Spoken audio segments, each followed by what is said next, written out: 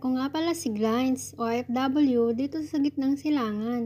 Pangarap kong yumaman pero di ko alam kung papaano. Ikaw alam mo?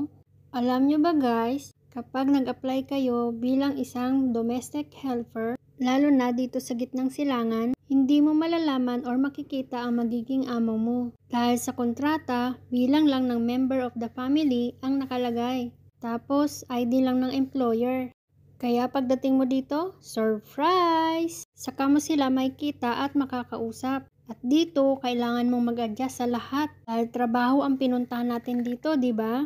Susundin natin lahat ng pinag-uutos ni Baba at ni Madam. Dito, matututo kang maging kargador. Gabuhat ng isang kabang bigas, tubig, mantiga, gatas at kung ano-ano pa. Kaya bago ka pumunta dito, mag-aral ka munang maging kargador dyan sa Pinas.